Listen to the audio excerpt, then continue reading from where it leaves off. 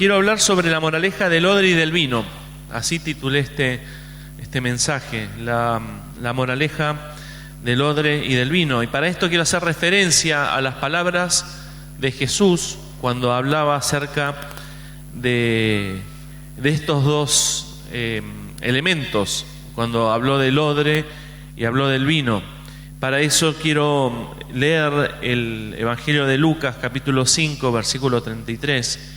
Usted preste mucha atención, no se concentre tanto en buscar. Sí, si quiere, después le vamos a transmitir el bosquejo, pero la lectura inicial téngala, agéndela, que es Lucas capítulo 5, versículo 33. Y el resto, si hay algún versículo que le ha llamado la atención, que he nombrado, márquelo en su palabra, envíeselo a un estado de WhatsApp, algo que le llame la atención y le dure para bendecir también a otro.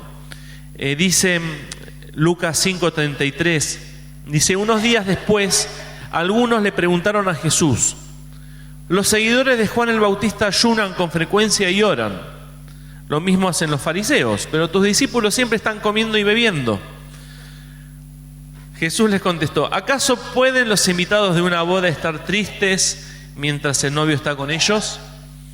Llegará el día en que el novio les será quitado y entonces sí ayunarán.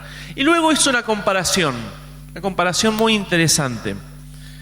Nadie remienda un vestido viejo con una tela nueva, porque el pedazo nuevo se encogería y rompería el vestido, dejando un agujero peor que el de antes. Tampoco se echa vino nuevo en odres viejos, porque el vino nuevo haría que los odres se revienten, el vino se derramaría y los odres se echarían a perder. El vino nuevo debe ponerse en odres nuevos. Y nadie que haya probado el vino añejo quiere el nuevo, porque dice el vino añejo es mejor. Así que, ante quienes cuestionaban en este relato a Jesús por desafiar las costumbres, recuerdan que y es muy interesante el acostumbrarnos a centrar a Jesús. Si bien Jesús fue judío y tiene todo un linaje que por una cuestión legal, podamos decir, nació en un pueblo que necesitaba ser descendiente de Abraham, de Isaac, de Jacob, y hay toda una cuestión la cual esa cuestión se dio. El Señor es más que el Dios de Israel. Cuando Israel no existía, Él ya existía desde mucho antes de la creación del mundo, y Dios ya era. Pero los judíos se han apropiado vemos en este tiempo. Por eso a Jesús lo han matado, y la envidia de los religiosos, de los fariseos, le daba bronca a ellos el ver que un maestro, porque le llamaban rabí, le llamaban maestro, los judíos, y los fariseos, que eran los maestros, les daba bronca ver cómo uno que no era de ellos hacía la cantidad de cosas que Jesús hacía. Sanaba enfermos, libertaba personas oprimidas, hacía tremendas cantidad de cosas y no seguía las costumbres que aún fueron escritas para el pueblo desde el tiempo de Moisés, pero que mostraba que Dios no está encasillado en un libro o en reglas, sino que Dios es Dios y hace lo que se le place. Y si hay algo que le criticaban a Jesús, le cuestionaban a Jesús, era el no seguir las costumbres. Por eso es que decimos, Dios no es el Dios de Israel, Dios es el Dios eterno. Y necesitamos siempre no perder la perspectiva y no irnos al otro extremo de judaizarnos, sino vernos a nosotros como lo que somos. Nosotros no somos judíos, es la realidad. Y gloria a Dios, somos parte de ese linaje por medio de la fe, añadido e injertado, como dice Romanos, para salvación y vida eterna. pero porque la misma religión judaica lo ha condenado a muerte. Por eso es que no estamos muy contentos de ver al fariseo como diciendo, ay, qué hombre de Dios respetando la ley. Hasta Pablo se sentía orgulloso por su dedicación a la ley, pero los que implementaban la ley fueron los que de la envidia lo mandaron a matar. ¿Me entiende? ¿Por qué? Porque no seguía las costumbres. Jesús fue transgresor. Y hoy en día Jesús sigue siendo transgresor.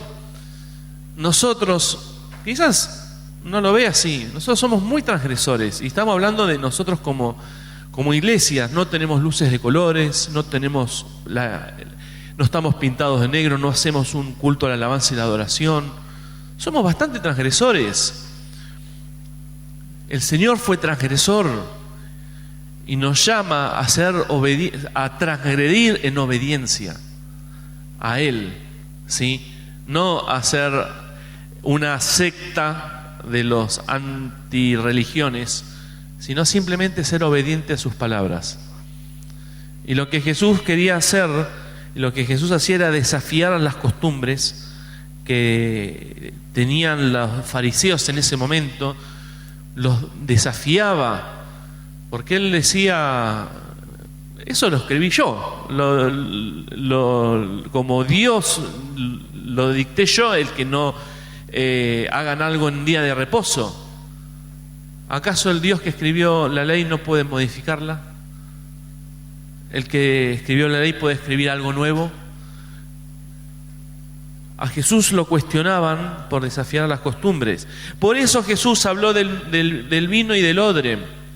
Habló del vino nuevo en odres viejos. Y con esta parábola nos enseña que la vida del reino no puede fluir donde persisten las viejas prácticas. No se trata de poner un parche, emparchar lo viejo con un toque espiritual, ¿sí? Sino de permitir que Dios haga todo nuevo. Lo viejo para nosotros es cómodo y familiar, pero no puede contener lo que viene del cielo. Es una realidad que necesitamos asumirla y trabajarla. No se trata de añadirle un toque, como dijimos, de espiritualidad a las cosas, sino realmente apuntar a un cambio. Por eso quiero enseñar 6 verdades. Seguramente hoy veamos 2 o 3 y el resto veamos la semana que viene. La primera verdad es que el vino viejo representa la comodidad de lo conocido. El vino viejo representa la comodidad de lo conocido. En el versículo 39 Jesús dijo: y nadie que haya probado el vino añejo quiere el nuevo, porque dice, el vino añejo es mejor. Y Jesús cierra esta enseñanza con una cruda verdad. El que se acostumbró al vino viejo no quiere lo nuevo. Recuerda que hicimos un poquito de historia acerca de que los religiosos no querían cambiar. Ellos estaban cómodos y más allá de la comodidad que tenían, había un negocio detrás de ellos. Un negocio de los sacrificios, un negocio de los diezmos, un negocio de un montón de cosas. Era una estructura que ellos no querían que venga nadie y la cambien. Ellos eran admirados. Jesús les llamaba hipócritas, pero ellos eran admirados, los veían con tanta como seres especiales, personas sabias, en las cuales tenían conocimiento de Dios y de la ley, pero no podían sanar a un enfermo. El poder de Dios no estaba sobre ellos. Sabían mucho, pero interpretaban lo que les convenía. Entonces, a esta clase este es el contexto de estas palabras de Jesús, Quien se acomoda a una antigua forma de pensar o vivir, difícilmente se abrirá a lo que proviene del Espíritu. Si estamos agarrados a aquello que es religioso o es algo que hemos usado o tenido la de costumbre, difícilmente podamos alcanzar los objetivos y las metas espirituales que el Señor tiene para nosotros. El escritor en la carta de los Hebreos lo expresa de otra manera. Hebreos 5:12 dice: hace tiempo que ustedes deberían estar enseñando a otros. Sin embargo, todavía necesitan que alguien vuelva a enseñarle las cosas básicas de la palabra de Dios.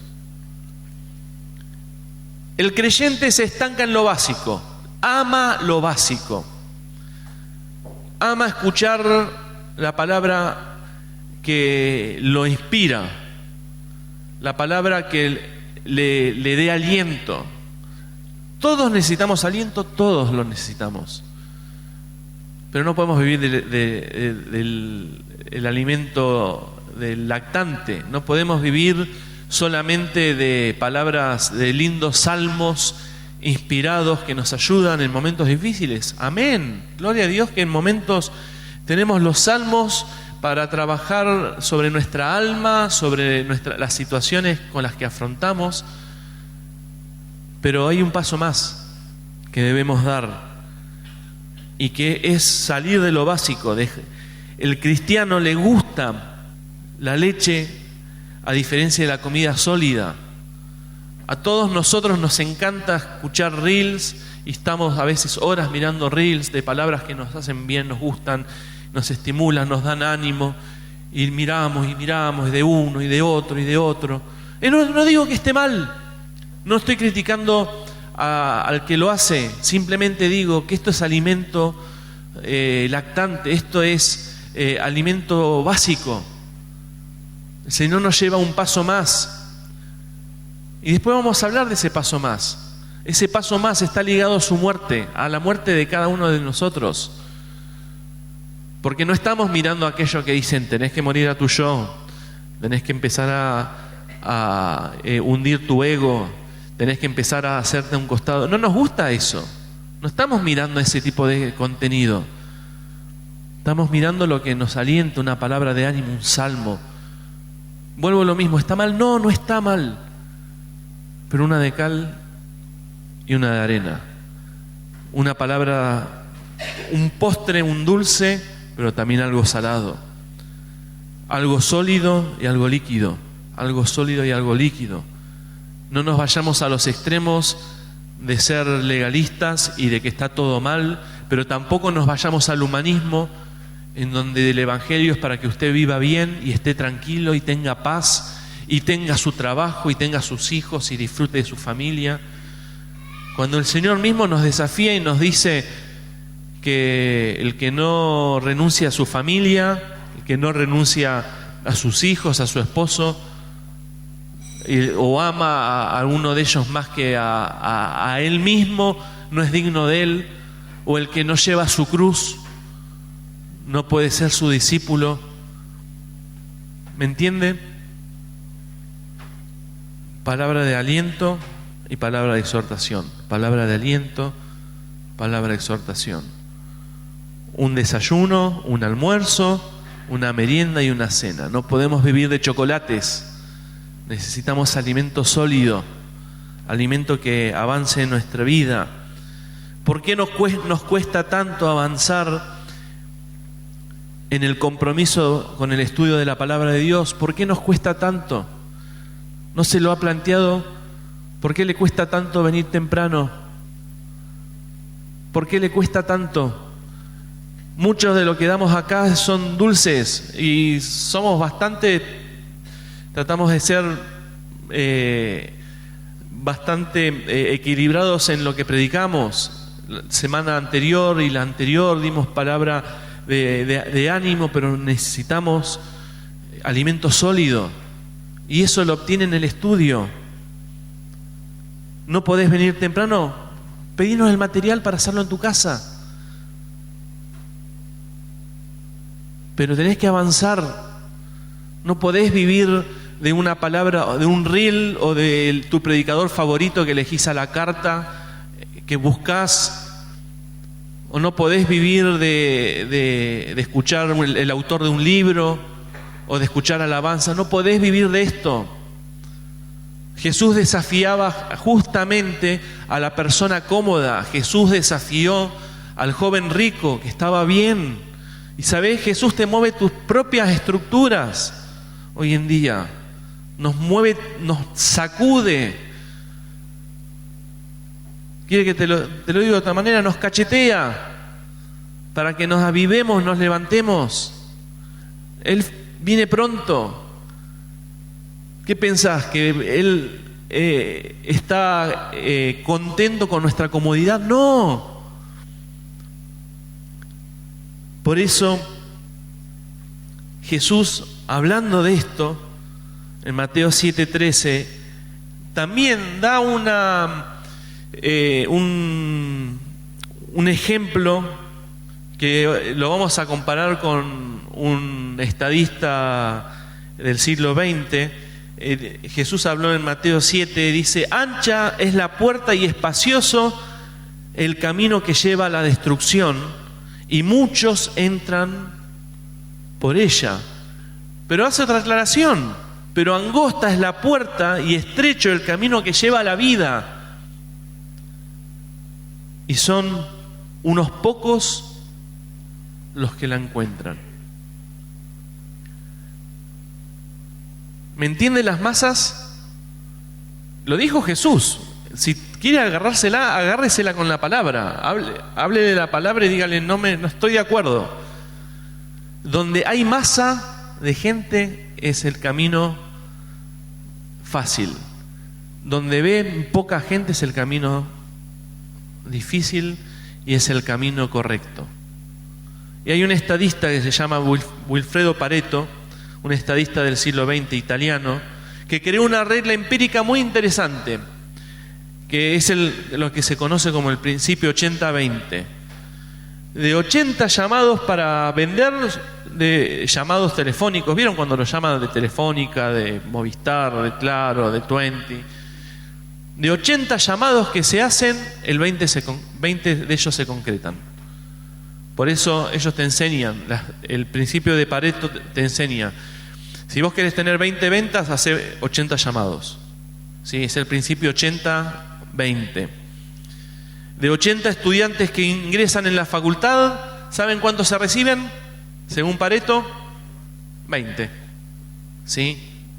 Es una estadística, puede que se cumpla o no se cumpla, pero es una estadística, es un concepto de probabilidad que suele funcionar muy bien. Se utiliza en muchísimas áreas y ramas, tanto en la ciencia como en diferentes ámbitos.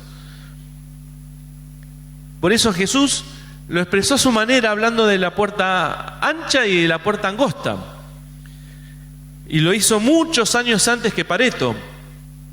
El 80% entra por la puerta ancha y solo el 20% por la puerta angosta. ¿Haces lo que hacen todos? Formás parte del 80%. ¿Haces lo que es difícil? Formás parte del 20%. Camino ancho es el camino donde van todos.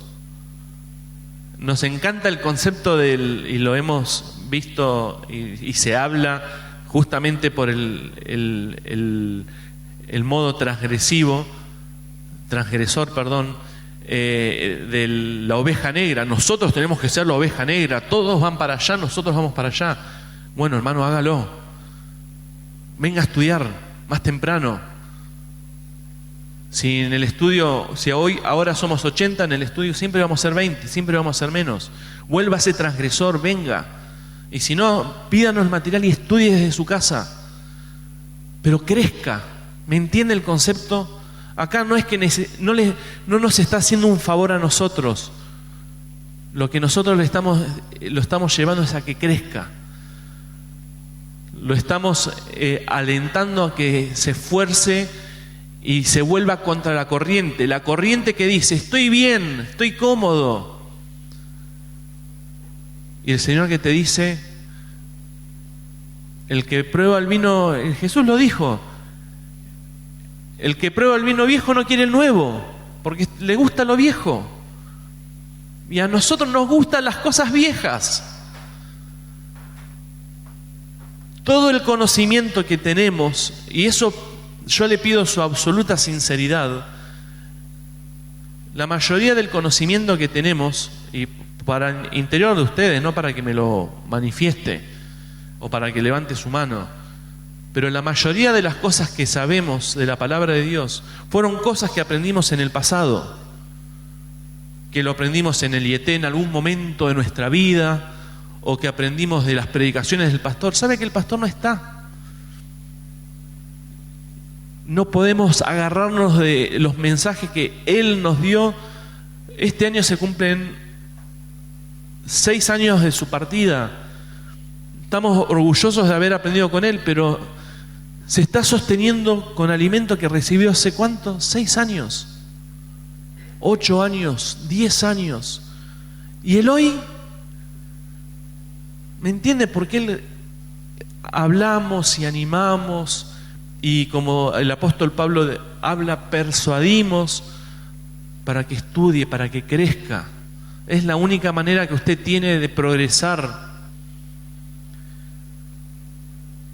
Por eso el Espíritu Santo nos sigue invitándonos a soltar lo viejo, a soltar lo que ha aprendido.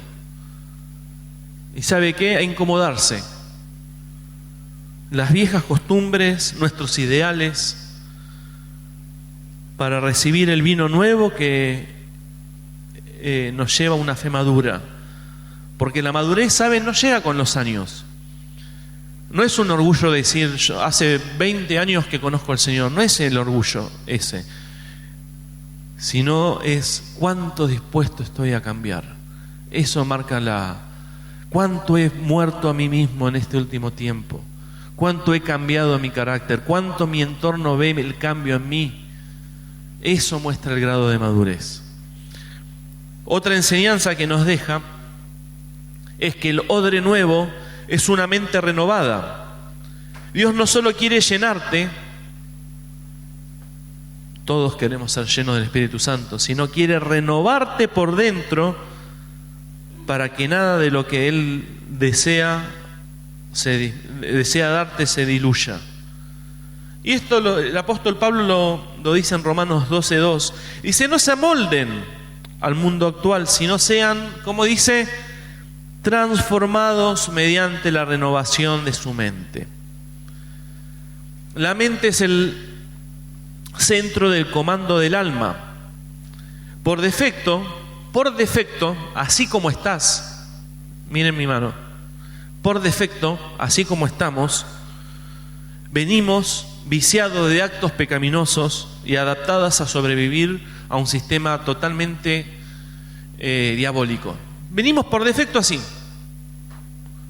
Por eso estamos preparados para vivir acá en este mundo, así como estamos, con nuestras situaciones, con nuestras luchas, peleándonos con el vecino, gritándonos y defendiendo el ego. Todos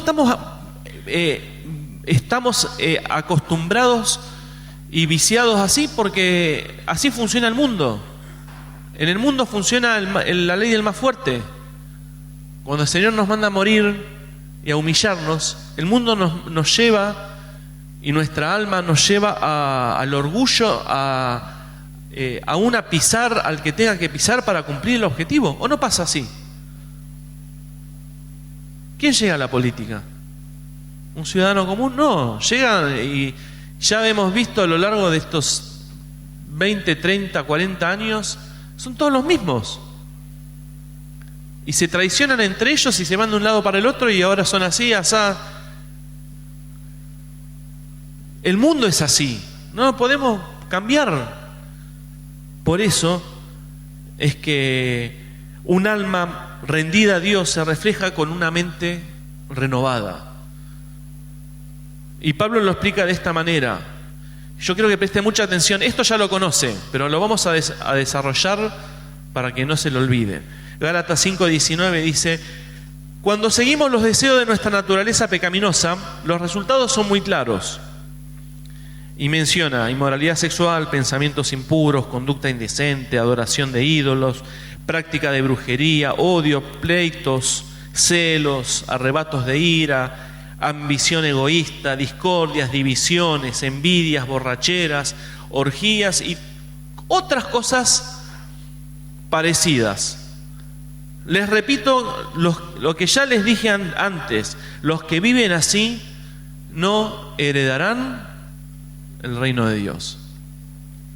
¿Somos salvos por gracia? Amén. Amamos la gracia.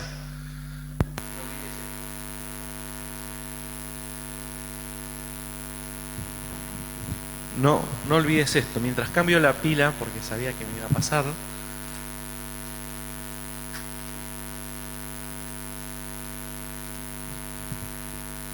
Pablo distingue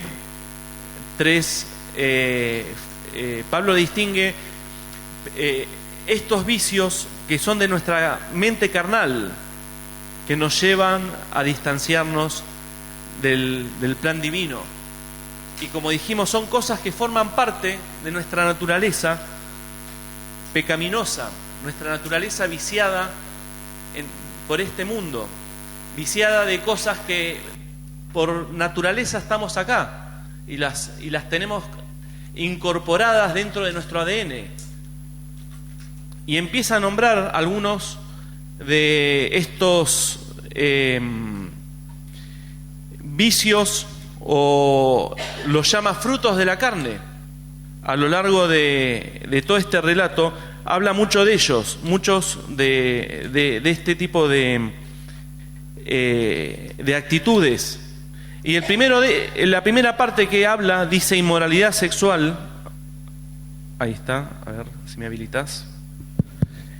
La primera parte habla de inmoralidad sexual, pensamientos impuros y conducta indecente.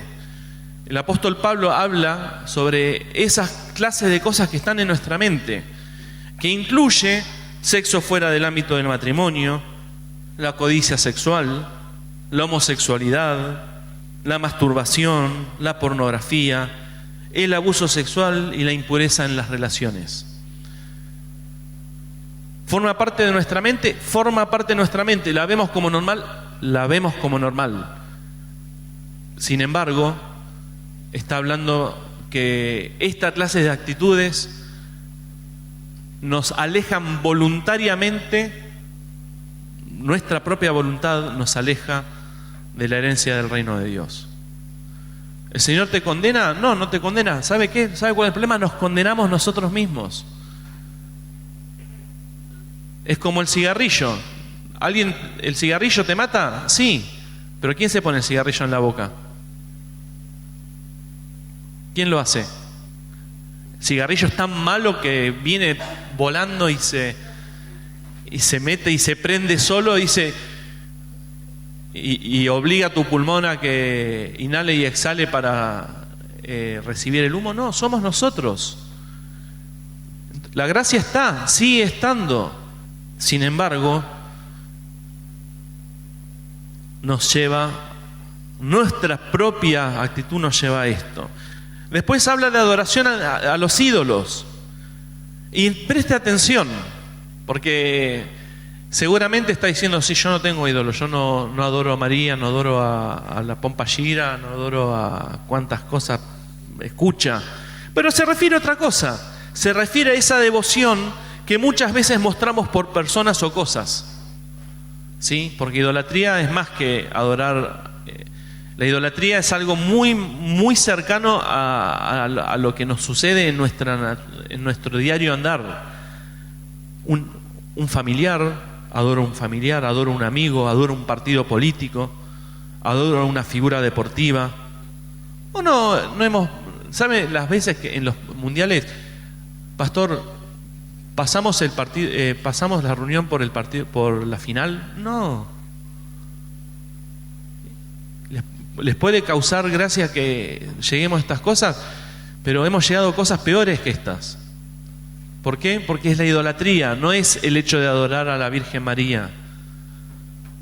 Es el hecho de adorar, de poner en un pedestal a personas que nos gobiernan, que ni saben que existimos, y nosotros defendiéndolos a muerte y peleándonos muchas veces entre hermanos en la fe por estas cuestiones o cosas peores. Partidos de fútbol, cualquier cosa que se nos toca y nos hace reaccionar. Nos ha pasado gente que por situaciones se han ido a la iglesia porque me tocaron a mi hijo, pero no hablando de violencia, estamos hablando de que le dijeron algo que no le gustó y con mi hijo no te metas, con mi nieto no te metas, con mi sobrino no te metas, ¿Eso saben cómo se llama? Adoración, se llama idolatría. Todo aquello que si se nos toca nos hace reaccionar más que cuando se toca el nombre de Jesús. Brujería no se refiere a la invocación o manipulación espiritual fuera del señorío de Jesucristo. No se limita a pociones mágicas o a conjuros, como también solemos verlo diciendo nosotros no hacemos brujería. No hacemos brujería, pero ¿sabe qué hacemos muchas veces? Invocamos ángeles, invocamos y utilizamos mal utilizamos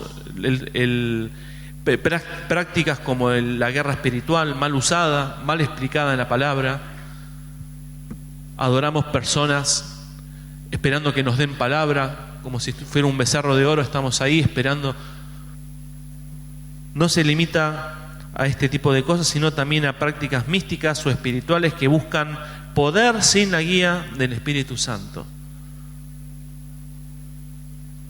¿O no le pasa que está buscando una palabra? Que alguien le dé una palabra. Para eso está la iglesia. Para eso Dios puso un día para que usted se reúna y escuche. Que no le guste es otro tema. Si usted necesita una palabra, hable con sus líderes, hable con sus pastores, que les den una palabra de ánimo. Pero no siempre lo que les van a decir les va a gustar. Y esa es la gracia. Porque no siempre lo que necesitamos oír, lo que queremos oír es lo que necesitamos. Habla del odio también. Se refiere justamente a la falta de perdón hacia quienes nos han herido y seguimos sin poder soltarlos. Relaciones intencionalmente no restauradas, y es la manifestación más clara de la falta de amor. Como dice, yo te perdono pero no olvido. No, si perdonás, olvidás. Si no, estamos todo el tiempo todavía ahí con eso, esperando la oportunidad de clavarte de vuelta el puñal como me lo hiciste vos. Ahora estoy tranquilo, pero no te hago nada porque no tengo la posibilidad de hacerlo. Jesús lo explicó de una manera muy clara. El que odia y no comete homicidio es porque no se anima. Por eso Jesús ataca al corazón y no ataca a lo externo, a lo exterior. Pleito habla. Se refiere a imponerse, tener razón y defender el punto de vista a toda costa, incluso por las buenas o por las malas. Son fruto del orgullo que no sabe ceder ni escuchar. Celos. Se refiere a la conducta de inseguridad y comparación interior que lleva a la tristeza por el bien ajeno en lugar de alegría. ¿Cuánto nos gustaría nos ponemos mal porque el otro tiene algo que yo me lo merezco yo? No sé cómo la puntería que le cayó al otro y no me cayó a mí. Arrebatos de ira habla. Se refiere a la reacción del ego alterado que se expresa con gritos o violencia cuando deja de estar bajo el dominio propio. ¿Le ha pasado? Bueno, eso es parte de la naturaleza que necesita ser renovada, porque no es normal. No es normal que tus hijos escuchen tus gritos. No es normal que con ira le agarres de los pelos con tus compañeros de trabajo. No es normal. Ambición egoísta se refiere a aquellos que buscan lo suyo propio sin importar el bien común, desobedeciendo o desafiando cualquier autoridad. La desobediencia nace del egoísmo porque antepone el deseo personal por encima de lo establecido. Ya casi terminamos, no se preocupe, pero es interesante hablarlo, entender lo que quiere decir, si no es un relato nomás. Discordia y división se refiere a disputas y enfrentamientos. Y les digo algo, verbales y no verbales. Porque yo puedo decir, ay, yo no hice nada. Y lo hago con mis acciones. No le hablo a tal, no le hablo a tal, sacamos en vez de unir todo lo que lleva a la unidad, la división y la discordia lo fragmenta. A vos no te invito, no te digo que no, pero tampoco te digo que sí. Es verbal y no verbal. Provocadas por diferencias y alimentadas por la murmuración. ¿Sabe lo que es la murmuración? ¿Qué es? ¿Quién se anima a decirlo en una palabra? ¿Qué es la murmuración? Hablar mal de otros sin la persona presente. ¿Sabe cuál es el problema de la murmuración? El que lo dice, pero también el problema, ¿saben quién es? Que lo escucha. Es tan cómplice el que habla mal de alguien como el que presta el oído. Es lo mismo. ¿Vieron que se habla del fumador pasivo y activo? El fumador pasivo, que es el activo, es el que fuma, y el pasivo es el que aspira, que no fuma. Esto es lo mismo. Es tan malo aquel que habla y lo dice como aquel que está... Yo no hablé nada, pero escuché porque me vinieron a hablar. Bueno. Envidia. Nos encanta hablar de la envidia. Se refiere al resentimiento por el bien de otra persona y la sensación de injusticia por no recibir lo mismo. Opa. La envidia, ojo con la envidia, Que no te agarre de alguien con envidia porque la persona te odias por el simple hecho de tener algo que vos no tenés, que él no tiene. Borrachera se refiere no solamente al alcohol, se refiere a la ingesta, que todo aquello que domina el cuerpo y roba el control: alcohol, drogas, cigarrillos o cualquier hábito que no podamos soltar. ¿Sí? El apóstol Pablo estaba haciendo hincapié en el efecto de la borrachera, no solamente en el alcohol, sino en esto. Orgía, una expresión que, sacándola del original, mal usada, no está hablando solamente de una connotación sexual. Se refiere a celebraciones ruidosas, con ingesta de alcohol, música. Esto es, ahora lo termino de explicar bien, prácticas que quebrantan la sobriedad y en muchos casos el orden y el sentido común. ¿Por qué el apóstol Pablo nombra esto? Por las prácticas grecorromanas. ¿Recuerdan que los romanos eran muy comunes de que se hacían esas festicholas?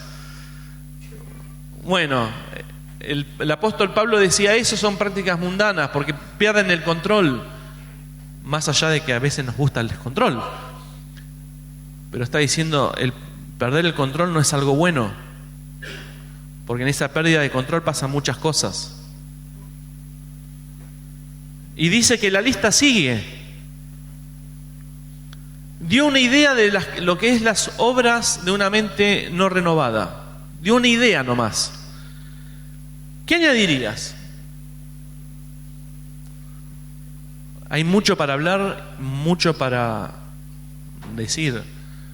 Que te dicen, puedo dañar el templo del Espíritu Santo, puedo hacerme esto y lo otro, pero me no estoy hablando de aquellos que se acercan al Señor, no estoy hablando del que se acercó al Señor con alguna condición que no se la puede quitar, sino hablo del que está y se quiere y tiene ganas de hacer esas prácticas que dañan el cuerpo del Espíritu Santo, como un tatuaje, como un piercing. El apóstol Pablo sería recontra legalista en ese sentido, y gloria a Dios por esto. Gloria a Dios que nos lleva a entender de que son obras que nacen de un punto en donde no nos lleva a nada. Son obras de la carne, y lo que nos llama es a entender cuáles son los patrones que dominan nuestro pensamiento. ¿Qué es lo que domina nuestro pensamiento? Si estamos todo el tiempo queriendo, algo está pasando en nuestro interior. ¿Sos capaz de reconocer que si te molesta algo de todo esto es porque estás espiritualmente mal? ¿Somos capaces de que si te incomoda alguna de las descripciones que nos gustan de esto, entender que el problema espiritual lo tenemos nosotros y no es la palabra? Eso es una cuestión muy personal nuestra, pero justamente para desafiarnos a que nuestra mente sea renovada, porque el Espíritu Santo ¿cuánto tiempo aguantaría en un odre que está lleno de estas cosas? ¿Cuánto tiempo aguantaría el Espíritu Santo sin que se diluya en un odre que fornica? ¿Cuánto aguantaría en un odre que está lleno de envidia? ¿Cuánto aguantaría en un odre que está lleno de malas palabras? Algo santo, que está pensando en buscar la excusa para tatuarse Jesús es te amo, y que la tiene ahí fija porque lo quiere hacer. ¿Cuánto aguanta el espíritu en ese tipo de cosas? Cuando el problema nos damos cuenta que somos nosotros. ¿Me entiende? Por eso digo, no se la agarre conmigo, agárresela con la palabra. Y el apóstol Pablo también enseña: ya no viva como los que no conocen a Dios en cuanto a la manera de vivir anterior. Desháganse de su vieja naturaleza, la cual está corrompida por los deseos engañosos. Y dice, vuelve a decir, sean renovados en su mente y en su espíritu. Y cierro con un detalle muy interesante, que los odres eran de cuero, y con el tiempo, ¿saben lo que pasaba con los odres de cuero? Se secaban, se ponían duros. ¿No te suena eso? Cuando nos ponemos duros, cabezones ahí, endurecidos espiritualmente. ¿Cuántas experiencias espirituales hemos tenido a lo largo del tiempo tan lindas y hoy no las tenemos? Justamente por esto, los odres con el tiempo se endurecían. ¿Y saben cómo se ablandan? Se ablandaban los odres con aceite. ¿Qué simboliza el aceite? El Espíritu Santo, quien ablanda lo que está endurecido. Por eso Pablo nos anima diciendo, sean llenos del Espíritu Santo. Si estás endurecido, gloria a Dios, estás en el momento justo. Es como si te agarrara un pico de presión alta y estás justo en el médico. ¡Qué bueno! Qué bueno que me agarró ahí y no me agarró en un momento en mi colegio donde están todos fumando un porro y me siento duro allí. No, me agarró en el mejor lugar, en la iglesia. La dureza espiritual me di cuenta acá. Y qué bueno que acá podemos ser llenos del Espíritu Santo. Por eso la llenura del Espíritu es lo único que puede mantener tu mente, tus hábitos y motivaciones en un odre nuevo. Pero no una vez, sino constantemente. Así es la única forma de tener una vida capaz de sostener lo nuevo de parte de Dios. No nos gusta el vino nuevo, nos gusta el vino viejo. ¿Por qué nos gusta el vino viejo? Porque ya lo conozco. Mejor, como dice la frase, mejor malo conocido que bueno por conocer. Pero ¿sabe qué? Nos perdemos las mejores experiencias. Y pasa el tiempo y seguimos siempre igual. Siempre igual. Y el odre nuevo implica esa renovación de todo lo que leímos. Lo santo no puede entrar en algo... Y esto es una decisión nuestra. ¿El Señor te perdona de tus pecados? Sí, pero ojo, amigo, el que estás caminando en el camino ancho sos vos, no es el Señor. Recordá cada enseñanza que Jesús aún dice por el mal uso de los talentos que Él nos dio, y que los talentos no está hablando de la música, sino de lo que Él puso en nuestras manos, personas que aún así dice, llévenlo a un lugar donde rechinan dientes y hay sufrimiento. ¿Está hablando del infierno? ¿Qué va a estar hablando? ¿Del purgatorio? No, está hablando del infierno. No olvidemos la santidad de Dios. Y no olvidemos que jugamos con fuego, y no olvidemos de que el vino nuevo no puede entrar en un odre viejo, un odre lleno de envidia, celos, de ira, de tantas cosas. No puede entrar. ¿Sabes cuánto se diluye? ¿Sabes cómo se quiebra? Y después estamos diciendo, pero no siento nada. Frase típica: vengo a la iglesia y no siento nada. Tenés tu cabeza agrietada, el Espíritu Santo te llena y se te diluye todo. Y después decís, no, la verdad que no quiero congregarme porque la verdad que no es lo mío. Seco, cabeza seca tenemos, nuestra mente seca por las obras de la carne. Y el apóstol Pablo nos dice, sean renovados. Permitidle al Espíritu Santo que ablande esa cabeza. Amén. Invito a los chicos que puedan pasar, y yo te invito a que te pongas de pie para terminar esto. ¿Y saben qué? Necesitamos volver a estas hermosas prácticas. Por eso más de uno estamos luchando con lo endurecido, con lo duro. Somos duros, somos tercos. Pero saben que el Señor no quiere esto. El Señor nos está dando una oportunidad para que nosotros los veamos a Él. Nos está dando la oportunidad para que nos volvamos a Él. Porque realmente necesitamos volvernos al Señor. Si estás acá, si hiciste el esfuerzo de estar acá, es porque amás al Señor. No quepa ninguna duda. Bueno, sé lleno del Espíritu Santo y ten un encuentro con el Señor.